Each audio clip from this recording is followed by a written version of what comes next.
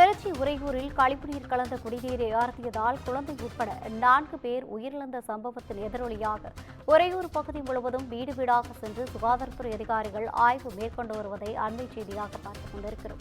இதுகுறித்தான கூடுதல் விவரங்களை வழங்குவதற்காக நமது செய்தியாளர் கோவிந்தராஜ் இணைப்பில் இருக்கிறார். வணக்கம் கோவிந்தராஜ், கூடுதல் விவரங்கள்.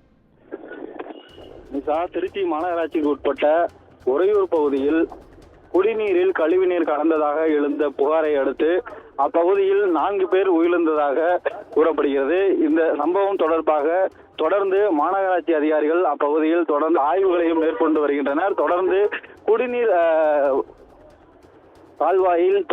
கால்வாயில் குடிநீர் பைப்பில் தொடர்ந்து அந்த கழிவுநீர் கலந்துள்ளதா அல்லது வேறு எதுவும் காரணமா என்பது குறித்து தொடர்ந்து அப்பகுதியில் சுகாதாரத்துறை அதிகாரிகள் அந்த ஆய்வுகளை மேற்கொண்டிருக்கின்றனர்.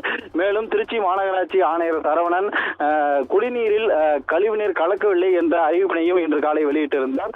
மேலும் அப்பகுதியில் 3 பேர் உயிரிழந்துள்ள சம்பவம் பெரும் பரபரப்பை ஏற்படுத்தியிருந்த நிலையில் தற்போது உயிரிழப்பு 4ஆக அதிகரித்திருக்கிறது. இதன் காரணமாக இப்பகுதி முழுவதும் ஒவ்வொரு வீடுகளாக சென்று தூய்மை பணியாளர்கள் ப்ளீச்சிங் பவுடர்கள் அடித்தும் அங்குள்ள குடிநீர் தொட்டிகளில் ஏதேனும் கழிவுநீர் கலந்திருக்கிறதா அல்லது வேறு ஏதேனும் காரணமா என்பது குறித்து தொடர்ந்து ஆய்வுகளை மேற்கொண்டு வருகின்றனர். தொடர்ந்து இப்பகுதியில் 50க்கும் மேற்பட்டோர் வாந்தி மற்றும் வயிற்றுப்போக்கு காரணமாக பல்வேறு மருத்துவமனைகளில் சிகிச்சை பெற்று வருகின்றனர்.